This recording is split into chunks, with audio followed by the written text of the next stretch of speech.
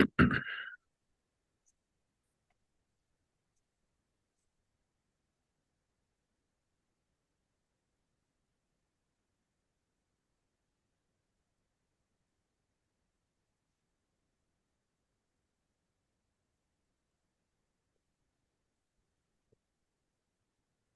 right, looks like we're getting some attendees here. You'll have to tell me I'm staring at a giant screen of my own face, so I No don't problem, really, Dave. I'm I sure you're don't know enjoying what the to. view, but looks No, like we're no, I'm getting some not. panelists.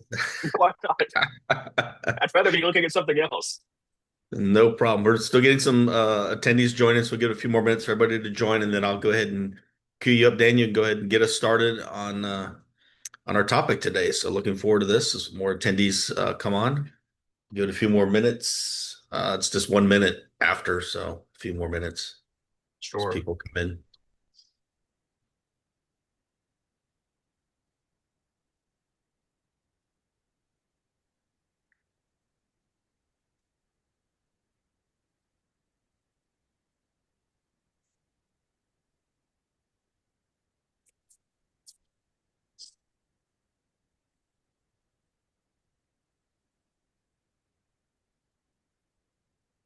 All right, I think we've got quite a few attendees coming in here. We're good. People can join later on, so we'll go ahead and get started.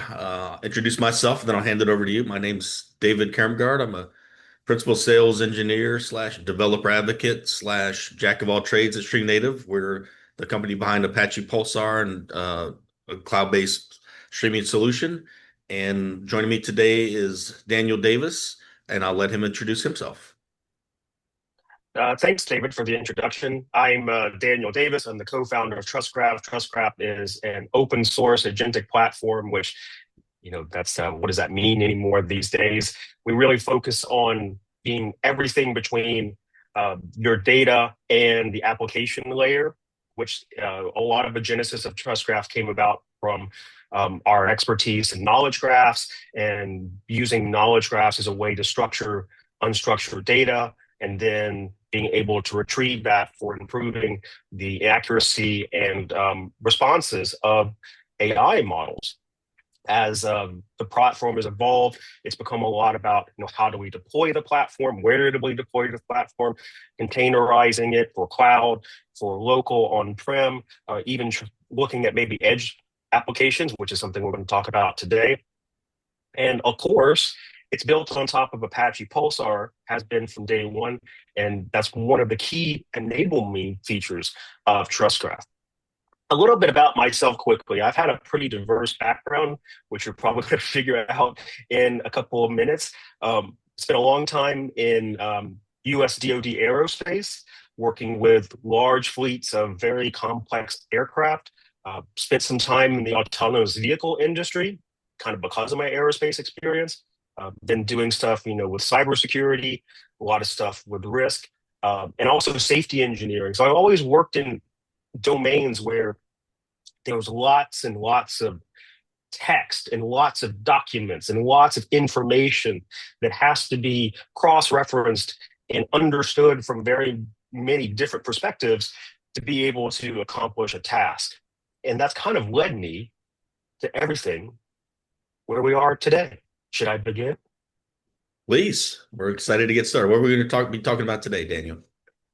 Well, the story in three parts. I'm going to talk about my experience dealing with siloed data and the immense pain that that caused, and a clash of different perspectives. Why the old way and the new way don't really work well together, and the reasons why, and why we need to solve that problem. And then I want to talk about why in these applications there's a lot of challenges on actually leveraging AI, even more so than some of the other applications where people are building AI solutions today. So my past pain, working with the C-130J with the United States Air Force, a particular aircraft that I was responsible for had an engine generator problem. So we had this system on the C-130J that would basically give you a readout of error codes. And once you looked at that error code, You then went to a manual that says this is the process you do to resolve this. And some of these processes could be quite lengthy. And then you become, what happens when you go through this process and it doesn't solve your problem? Well, that becomes an issue. And that's exactly what happened with this aircraft is they went through the processes in the manuals and it never solved the problem. Sometimes the problem would manifest itself in a different way. And it got to the point that this aircraft was sitting in a hangar for close to a year. I remember 6 months at least. I think it was longer than that because of one error code. And what did this really is because of is you had data everywhere. So we had this data from the actual aircraft system, which in this case, wasn't even OTA. This actually had to be physically taken from the aircraft and loaded into a system. And somebody actually had to download the files and then review them. And then you had to actually translate those error codes to what they meant, which was another set of documents.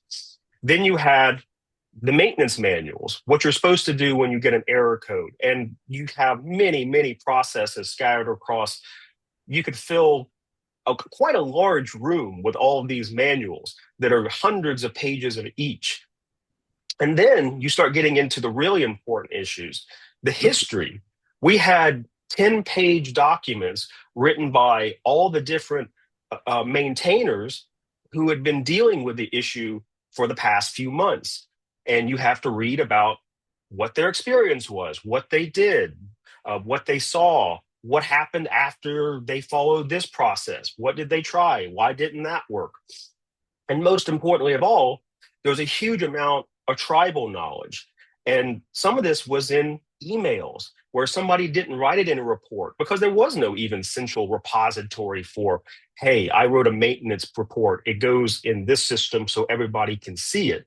So you had emails, internally, even at Lockheed, between, some support engineer in this market had seen this issue and, communicated it to another one of his colleagues.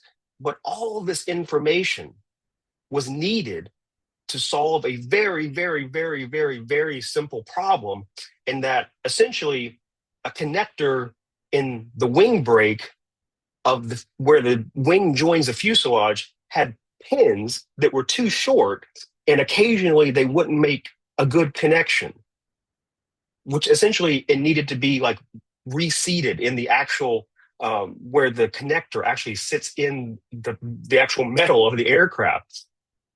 That's it. That was the entire problem. But it took close to a year for people to really comprehensively figure this out because all of this data was scattered. What did we do? Well, I read a lot of reports because what else could I do? And my Lockheed team, who actually, I don't know if Harold is on this. I invited him in. Hopefully this is not bringing back too painful memories, Harold. Shout out to Lockheed. I did check with them to make sure it was okay to talk about this today. We sat around reading reports and emails.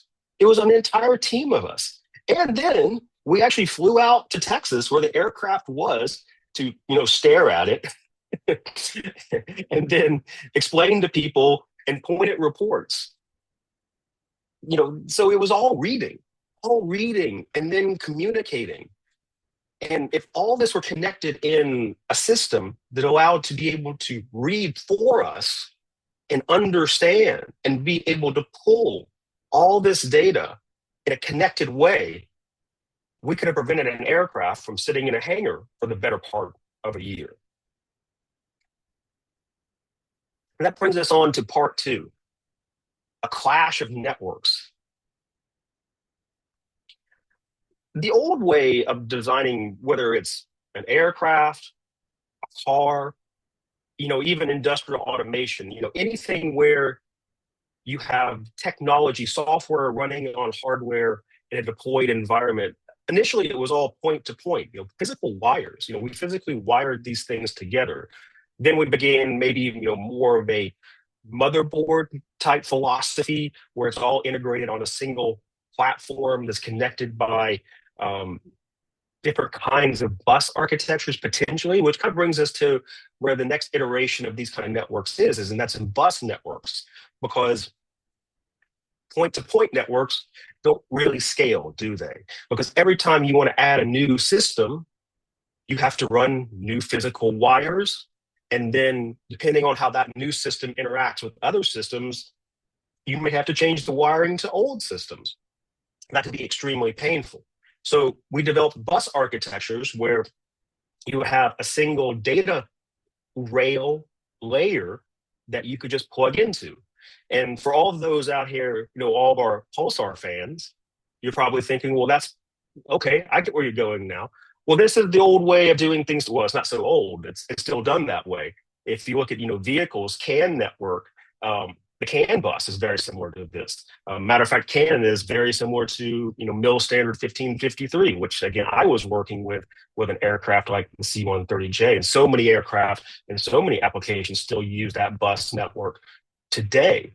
So this is kind of a physical way of doing pub sub in a way, because you have a central data layer that you can then just plug network participants into. This, in this case, it's just at a physical layer, not a logical layer. And this is going to become a term that I'm going to talk about quite a bit. And there may actually be some questions about this, because this may be a term a lot of people are familiar with, and it's quality of service. When you talk about vehicles, especially today, especially modern ones, quality of service is really important because you have many different networks on the same vehicle. And sometimes they're actually sharing the same data networking infrastructure, sometimes they're not. One way to think about this is a commercial aircraft. You're probably thinking, because these things, most of them are fly-by-wire now. You don't have physical linkages for the controls on the flight deck. That is, a flight controls network. And then you have an infotainment network where you're watching movies, and you're probably thinking, well, gee, I hope these two aren't connected. And they're not. Asterisk. We could talk about that in a different conversation. And that's what's called federation of networks, where you have different networks that serve different use cases and different functions. So you have those quality of service levels where I absolutely have to have this data delivered to me. I can't risk losing it. It has to be delivered in X number of microseconds versus, well, this is infotainment. If there's a drop frame in somebody's movie, well, they can buffer it. It's not necessarily a big issue. So that's really important on vehicles. Now, in the cloud world, we haven't necessarily thought that way yet. And I find this really interesting. I was actually shocked. I found a graphic that actually had the OSI model next to the TCP/IP model. Now, the only interesting thing is I typically have always saw the numbers go the opposite way, but I thought it was pretty good. The OSI model is actually how vehicle engineers tend to think about these networks, because you control all of this. You control the physical hardware layer, the data links, the actual network, and then how are you actually transporting that data? And if you're using federated networks, you have a lot of networks going on, and that's kind of where things like that we're going to talk about, DDS-Pulsar comes in. Now, the TCP/IP model, this is kind of more how we think about modern infrastructure, where we're using public networks to connect to API services and cloud.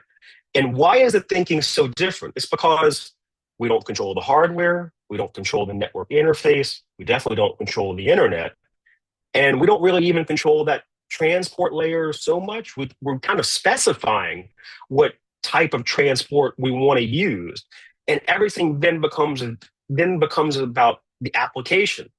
It's a very, very different way of thinking when you control the entire stack from hardware to the application versus we're using infrastructure all the way up to the application layer that we don't really have full control over. We can specify how we want to use it and particularly do some configuration, but we don't have control over it. And this is just an example from the FACE standard. This was a consortium I used to be a member of that was trying to standardize all of this for vehicle applications for military aerospace. They saw a big problem in that how we're designing modern software diverges greatly from how we designed software in the past. And as you can see, everything that you're seeing here in this box was up here. Yeah. Mm-hmm. There we go. I still haven't got that backwards thing right. Everything in that box, that's on a device, all of those systems. Whereas in a modern architecture and how most people probably have Pulsar deployed, so many of these things live somewhere else. A lot of these lines would be an API to a service hosted somewhere else that's running in somebody else's cloud instance. So logically, very, very similar. But in practice, huge difference in that, this is a physical device where the designers have total control over really everything inside that box. Whereas the way we're designing, I guess I would say modern software, cloud-based software, which I guess, let's be honest, pretty much it is everything these days, aside from embedded. You have very little control over this, except what's inside your sub box. And again, that's really the point I want to make here is that when you talk about these old, they are old. Let's be honest, they are old. I mentioned CAN earlier. CAN dates all the way back to the 80s, still used on a lot of cars today for mostly the vehicle control. You have a lot of technologies on aircraft. There's commercial aircraft that are still using, ARINC 429. Somebody in the chat probably will remember that one. A point-to-point network. There's still aircraft using that in a mix of then trying to put Ethernet on the aircraft as well. So it's just a very different way of thinking that also has to do with, really, really two factors, which this is going to become a recurring theme. The ability to manage the quality of service of the data being exchanged and having full control down to the hardware of the system. And part 3, what does this mean if we want to use AI for these types of systems? We already know there's lots of challenges with the AI. The idea that it gets even worse, oh boy. And the first one comes about time scales. If we're thinking about a vehicle and real-time data, we're talking about data that's being updated at the microsecond level. It can actually be much more granular than that. I've seen real-time operating systems where the micro ticks are in nanoseconds, single-digit nanoseconds. If you think, internet time, if you were to ask most modern developers today who develop, cloud-based art, software, real time is not microseconds. No. It's milliseconds. Milliseconds. Yeah. We think, that's real time. Two very different ways of thinking. So to people that say real time for an actual vehicle, single digit microseconds, potentially nanoseconds, if we're thinking cloud-based architectures over public networks, we're thinking milliseconds, massive orders of magnitude. And then if we're thinking about AI models, tens of seconds, even the best with the best hardware, even though we kind of get fooled by the streaming responses that make it look like, something's already happening. Well, for it to finish its response, we're still talking probably in tens of seconds, maybe single digits. But still, the biggest models, they can take quite long. And if you give them a lot of context, I've seen Gemini models, the latest and greatest, with a lot of context, still take around 30 seconds to fully respond. Mhm. Are there other factors when I think about these things besides time, orders of magnitude? I think things like bandwidth, Mhm. latency, reliability, these things we have to bridge as well. How does that come into these? I'm sure you'll get to it, but doing it on the grid versus off the grid and how you make those decisions, right? How do you span those gaps, right? There's reliability issues with some networks and not others. So hopefully you can talk about that a bit. Yeah. Sure. Again, I think that comes back to the control issue, is that if Hmm. you fully control the data links, you have a much better idea of what the failure rates on these networks are, which is, uh, I know the bit error rate of, mil standard 1553, I think is measured like 10 to the minus 8, I think, because it's a physical rail. When Hmm. you're talking physical wires and physical connections, the reliability is very, very high. When you start talking about logical connections that are then many, many, many layers removed from the physical connections, which again, we don't have control over the physical connections. Just look Hmm. at, was it yesterday or the day before? A major Cloudflare outage brought down a big portion of the internet, or Hmm. AWS US East One had an outage. Was it last month or 2 months ago? Yep. Disrupt Major global disruption because you don't have physical control over the data. Now, bandwidth, that's a really interesting one because if you control the full stack, you can think about it in a very different way. You can be much more efficient. So much of the overhead in modern data exchange is because we're having to go through so many layers.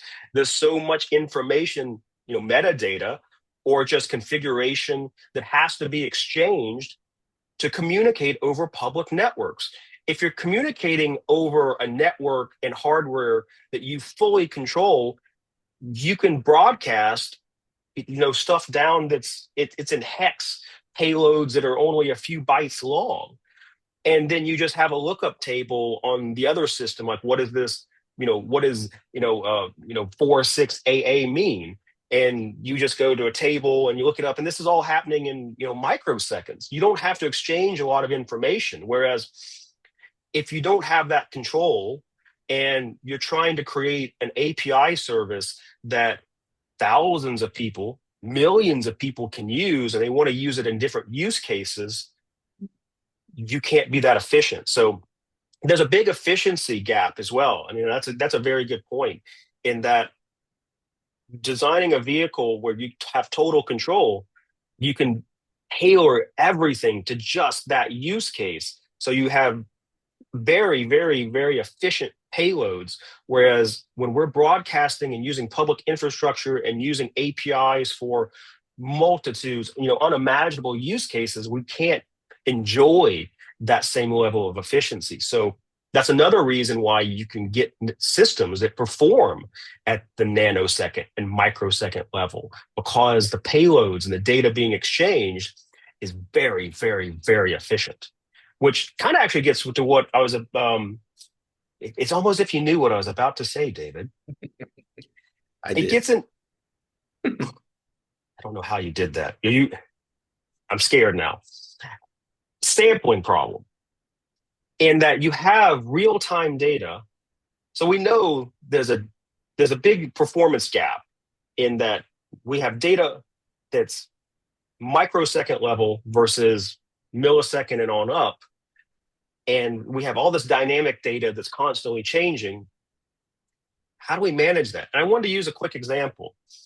And I thought, because we're talking about vehicles, I know here in San Francisco, I see autonomous vehicles a lot. Waymos every day. Zoox has actually just launched their service. I saw them zipping by me just yesterday, and hopefully get a chance to get in one of those pretty soon. Um, I thought, what if you just wanted to use AI to say, be able to connect to one of these autonomous vehicles, and just something as simple as, what direction is the steering wheel turned right now? That seems like a really simple problem. Mhm. And as a matter of fact, we even found some MCP servers that will connect to CAN, sort of. It's simulated, but you could actually connect it to CAN. So if you had a vehicle with a CAN bus, you could actually use AI to tell me what's the steering angle. And you would get an answer. And you would think, amazing. There's only one problem. If you look at that actual CAN bus, this is constant. This is just a flood of data being updated every few microseconds. And if you then think about a car, how often are you actually turning the wheel? It's mostly pointed straight most of the time. A turn is only a couple of seconds. So the probability that when you actually ask that question and you go in and you pull that data, because you have to pull a data, you have to pull a number. Give me a value. Respond. If you think the response request way of thinking, I'm asking a question now, give me a response, you're going to get a number. And it's probably going to be zero, because then the LLM has to process this, and we're waiting, say, 10 seconds to get a response. So by the time the LLM gives us a response, is that even accurate anymore? When was it accurate? Because you were just taking a very, very, very small moment in time when most of that data was zero. Because if you look at CAN bus and you look at the data, most of the time it's not very interesting, because you're looking at a time scale of microseconds. Which also gets to, I always make this analogy of, what does scale mean? And it's when you have a volume and velocity of data. In real time, the volume, yes, no, maybe. The velocity is incredible, absolutely incredible. And so if you have a system that has like a pub sub architecture that's managing all of these federated networks, what better way to start managing that data for our modern infrastructure than getting that in to Pulsar? There are a couple of catches, though. In Pulsar, we think about, well, it's not just Pulsar. Let's just be honest. The way we design modern software is typically around request response. That's typically how most APIs work. You're not just sending a command.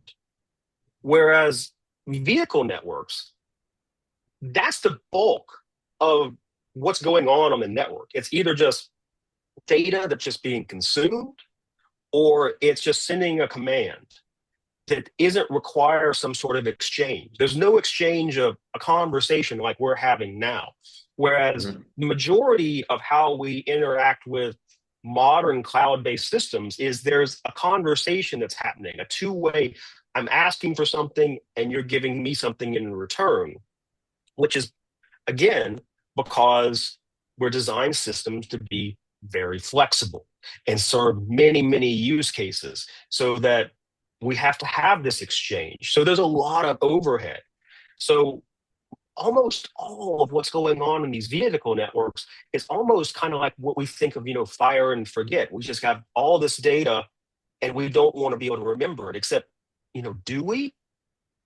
That's where we get and run into some really, really interesting challenges with, we could absolutely map all this stuff. So if we take, DDS-Pulsar, and I could go into a little bit about DDS right now. There are differences. It's a publish subscribe system that's going to run on deployed applications like a car. I know a lot of autonomous vehicle manufacturers actually use DDS on vehicle. Very, very common in aircraft, drones, etc., where you have federated networks and you have quality of service requirements. That's kind of the big one. That's the thing that it does differently than I think modern systems, is that you have this ability to manage. I have data that's absolutely has to be delivered, and has to be delivered within X amount of latency, bounding, etc. And then you have data that I care other things about. You have data that maybe I can retry, don't want to retry. And then you have data you go best effort. That's also a term that gets used a lot in this world is you have stuff that's just best effort. I send it. If it's received, great. If not, we tried. And that's kind of like infotainment on a commercial aircraft. It falls under that bucket. It's best effort. So the tiered quality of service, that's where there's a disconnect. And the other one is, if we go back to the kind of thinking about that OSI model, DDS uses UDP multicast for discovery. And you're probably thinking, what? Again,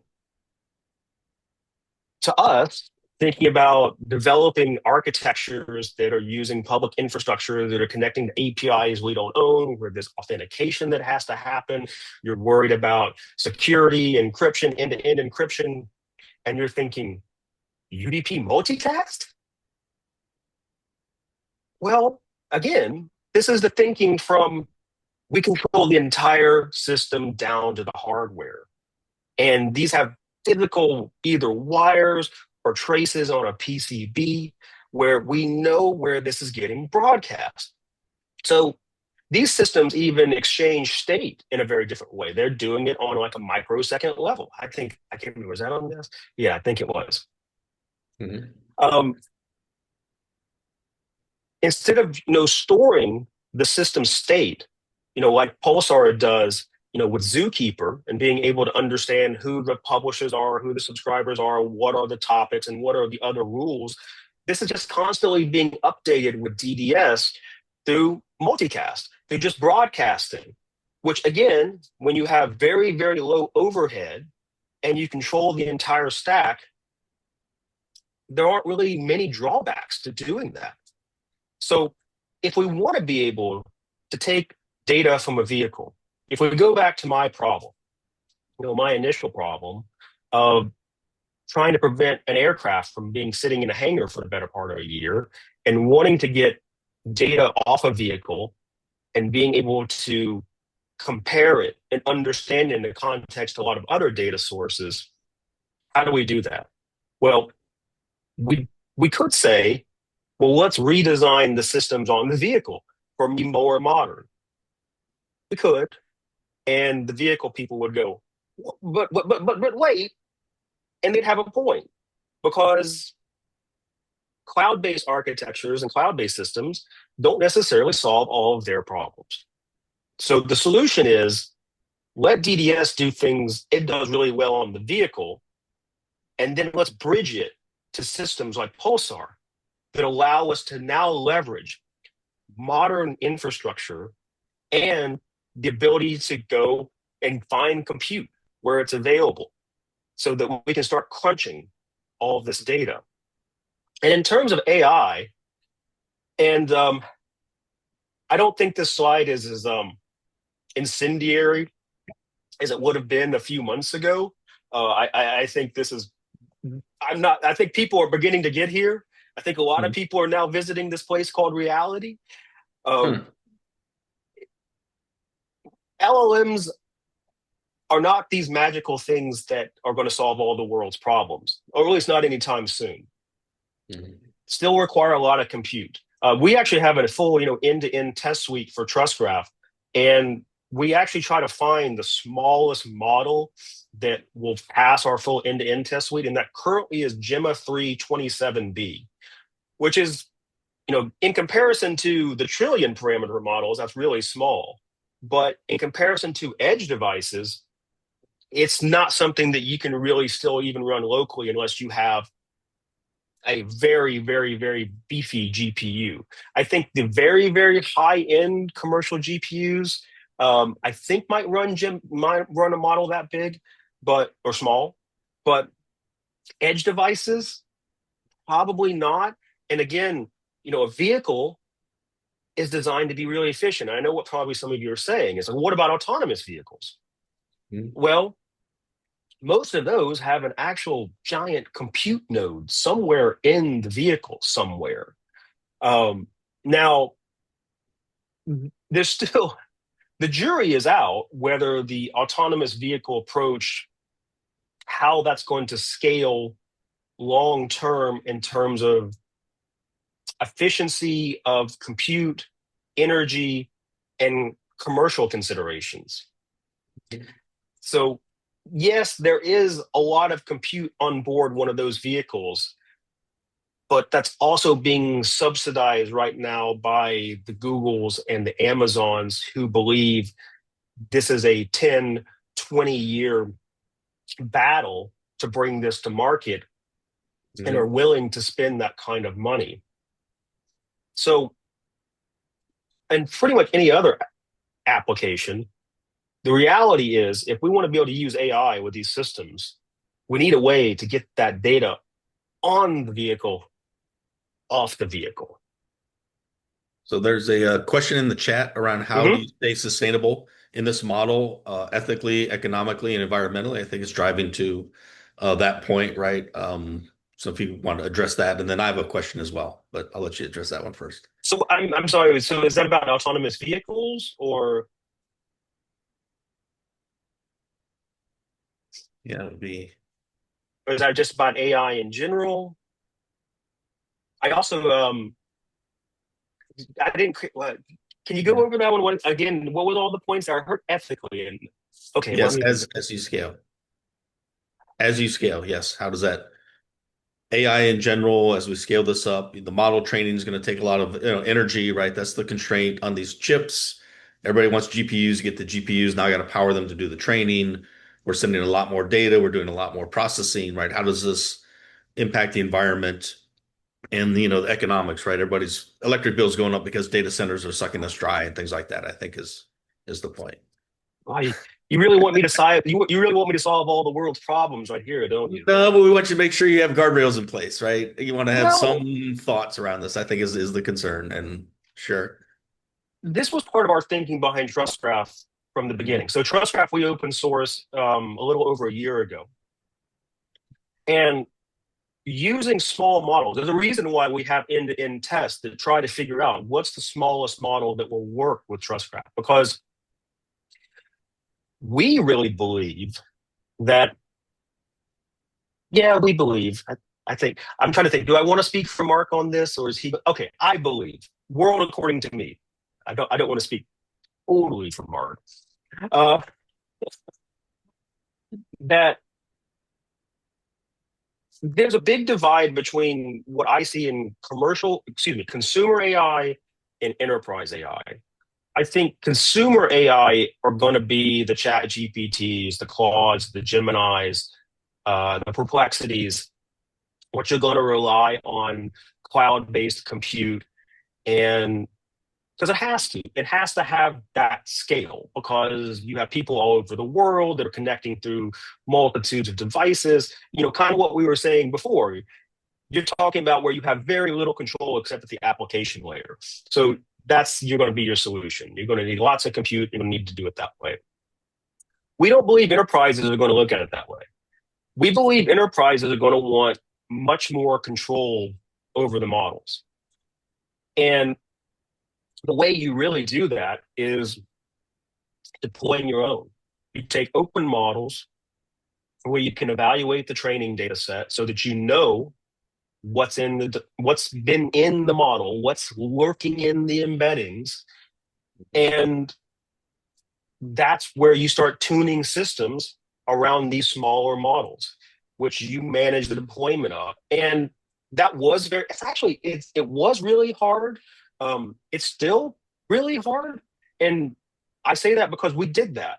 That's something else that TrustGraph does, is it actually can manage those LLM deployments on bare metal so that you're not just deploying this full agentic stack of services from Pulsar to how you ingest data and knowledge graphs, et cetera, but being able to deploy these models that you have control over.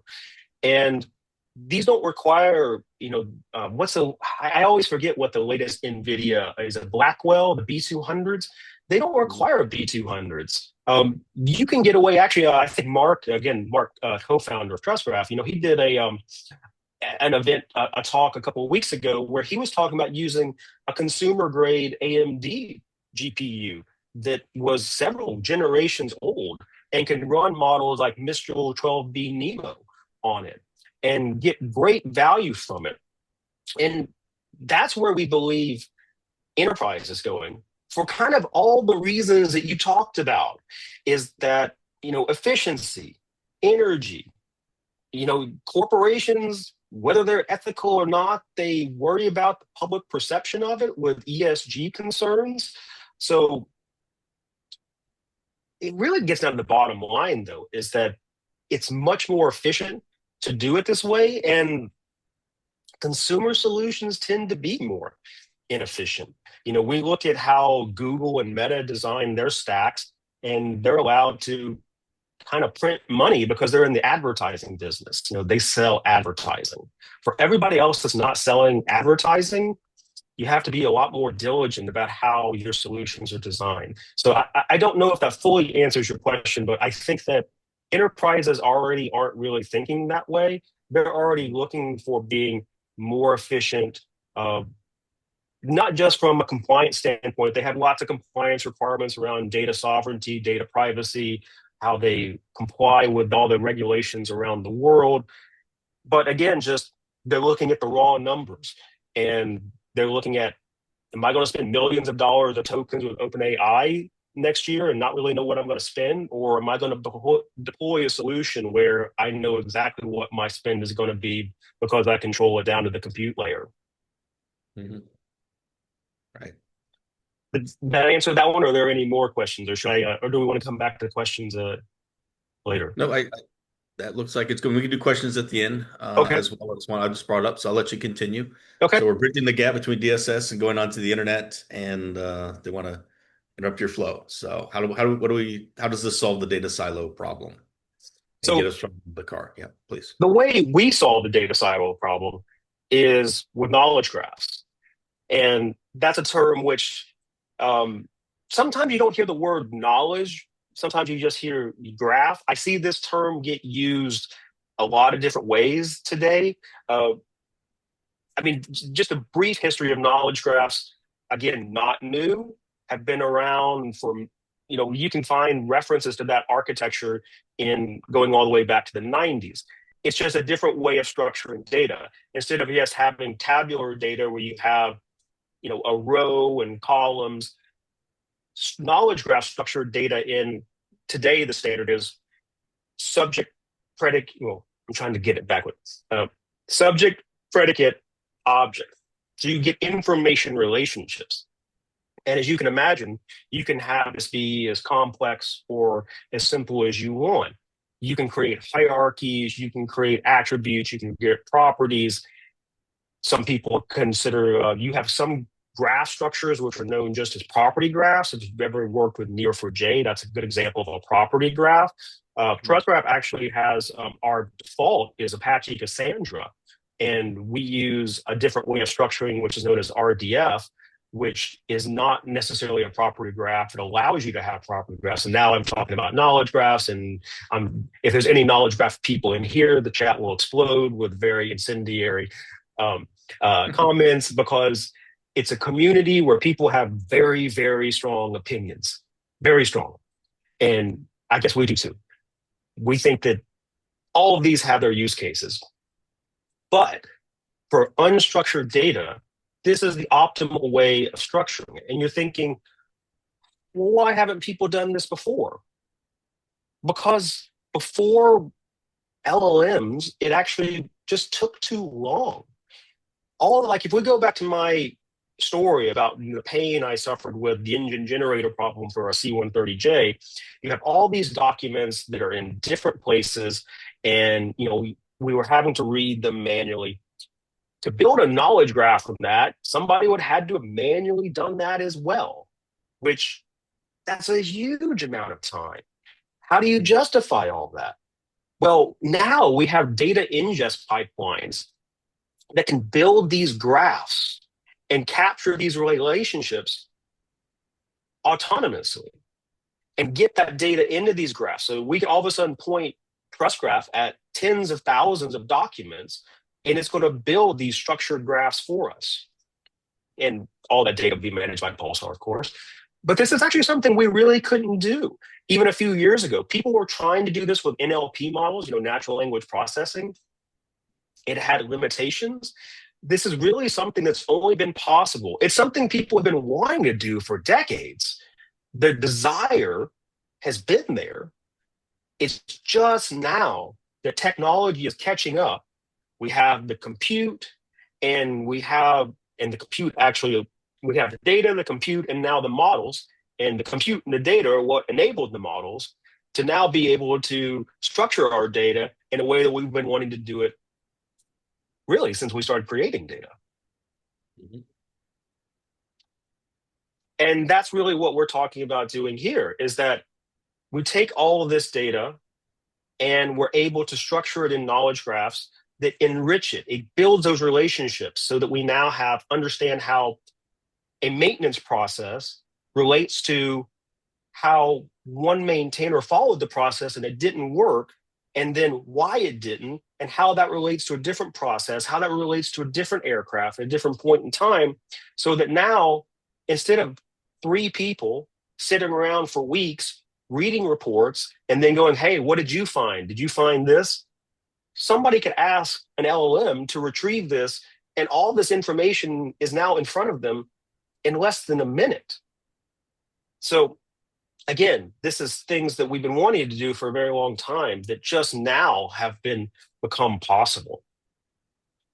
And kind of trying to bring this back to fleet operations, if you operate fleets of vehicles and instead of spending weeks with people reading reports trying to figure out why their vehicle has an error code, if you can solve that problem in a matter of minutes now, that is absolute massive business value, because fleets of vehicles, uptime, vehicle availability is the #1 concern.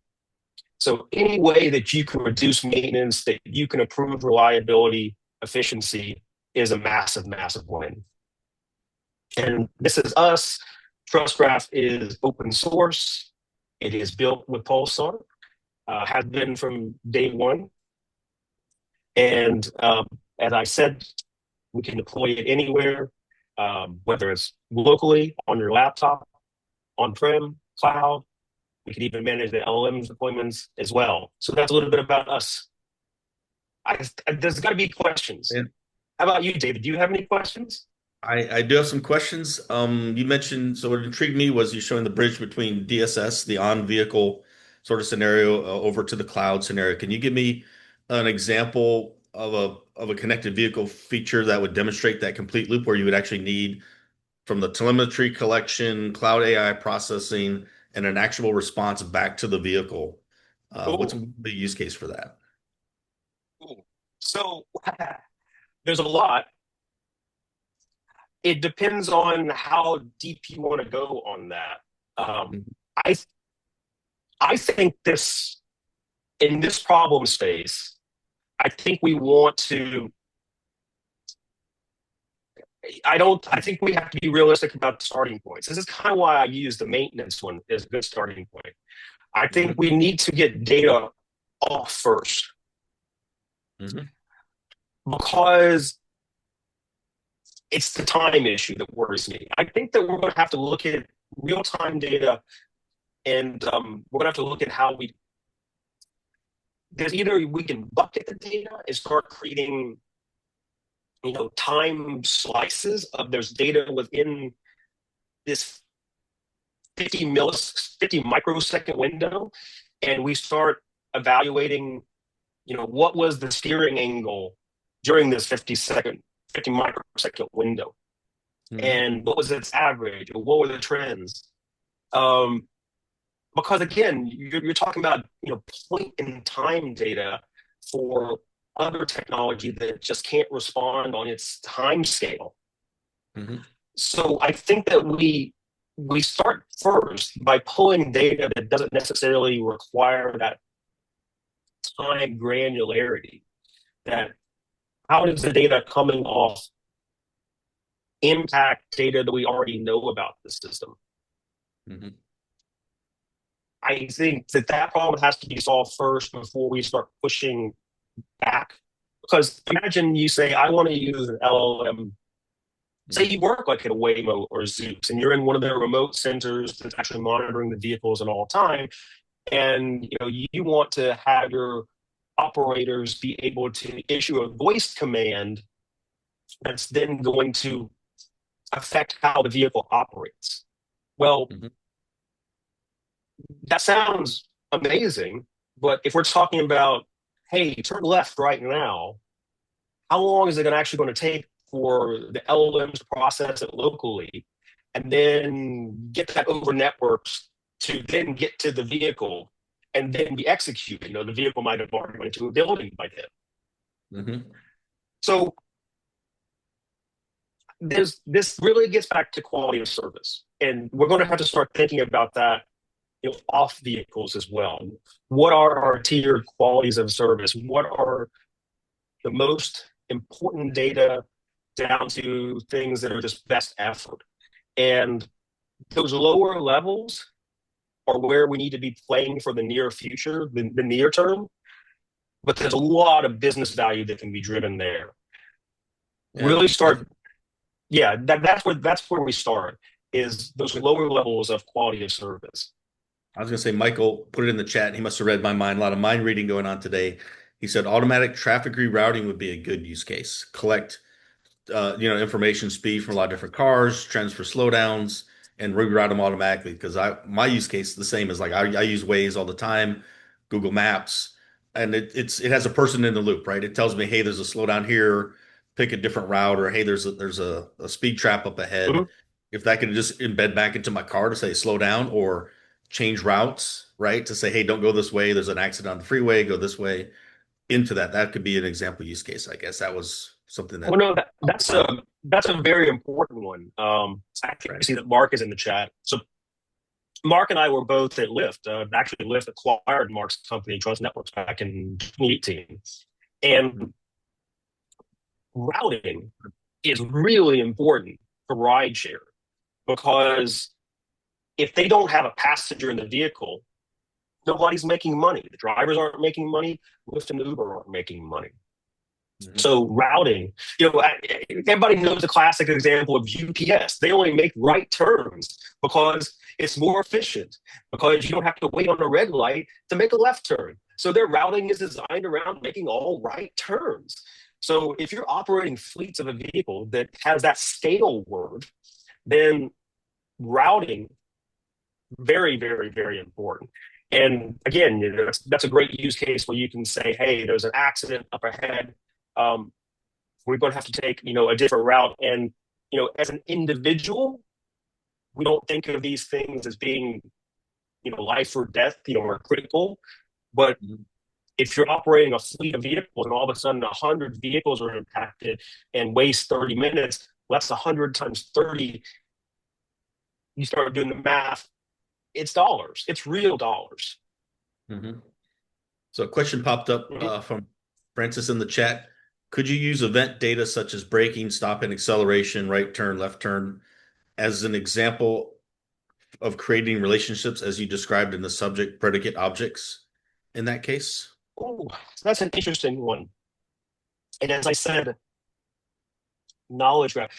I wish Mark was actually on this. He would probably have a better answer because Mark's the knowledge graph expert. I would say that it's yes and no, in that, that's a pretty good example of, tabular data, in that, acceleration is X, it's a number. And for every single update, there's just a new number. Now, Mhm. however, when you go to the knowledge graph and you look up the term acceleration, you would have a lot of data about what acceleration means, from the definition of what is acceleration to what are the standards that define requirements for acceleration? What are acceptable values for acceleration? What if the acceleration is this value and these other situations are true? That's really where the knowledge graph would come into question. It would bring you value, is being able to find. It would be where the acceleration is related to other other areas. So you would have the tabular data, and you would have values and ranges associated with that in the knowledge graph. Mhm. Right. Yeah, I think yeah. It's a little bit of both, a little bit of column A, a little bit of column B. And that's why this is a challenging, real-time data is very challenging. Mhm. And I think that it's going to be again, this is going to take this is not going to be a simple path to really leverage AI with this sort of data. It's going to have to be a step-by-step process. We build those bridges, we get access to that data. We then start thinking about how can we make sense of this data using this new technology in ways that aren't safety critical, in which there aren't potentially severe negative outcomes from maybe just having the response be too slow. Yeah, absolutely. I think Mark joined and he made a comment on break data is kind of raw. You can do a lot with that data, but usually to get more intelligent views of the data for knowledge graphs, right? So it's something that I guess it needs to be refined into intelligence versus raw numbers, sort of thing. Would you like to build on that at all, or that point that Mark made, or Well, I think agree that with him? there's a lot of different ways that you can think about this. And that, as I see Mike just talking about breaking events, you can, so you can get, you start accumulating data about how many breaking events happened on the interstate in certain situations. And then you can start doing things like, risk assessments, because risk assessments are not just one number. You have to describe a scenario, and then you have to think about, what's the likelihood of this scenario? What are the consequences of this scenario? And that's mostly all text. It's not just hard data. So that sort of data then becomes useful for doing all sorts of things that are very, very manual. Before, actually, should I stop sharing? So it just Yeah. let's do it this way. So it actually looks like you and me again, David. Um, um, so that enables us to do a lot of other things that would be very, very manual before, is being able to get access to that data. And again, as these systems mature, as we improve them, there's a lot of potential on how we can start structuring even that kind of data in more intelligent ways. Yeah, you could start using it for urban planning. What sort of areas have congestion? You look at things of, speeders or frequency of accidents, things that are dangerous, and detect patterns from that raw data that you probably didn't see before. Right. Staffing, And, things like that. Yeah, police out and there, whatever. right.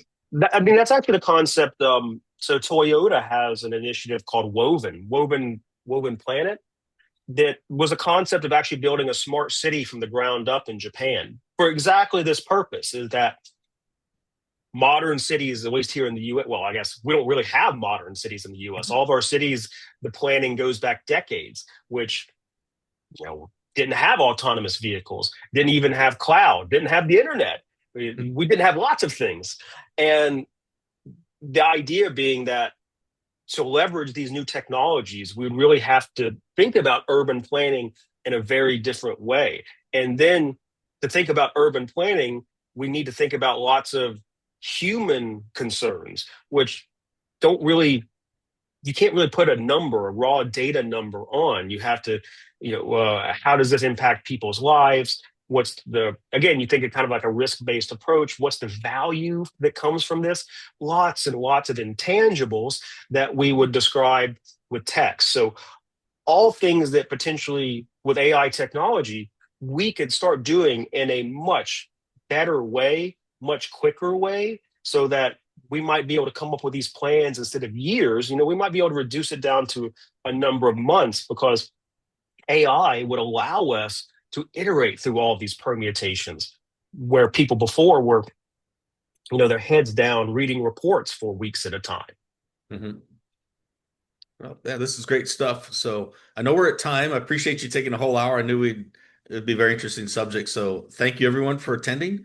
We're going to go ahead and wrap this up now. And if there's no other questions in the chat, we look forward to this being recorded and available online. So thanks again, Daniel, for your time. We appreciate it. Always educational speaking with you. And thank you everyone for attending. Thank you so much. Thanks for having me, David. Thank you. Have a great day, sir. You too.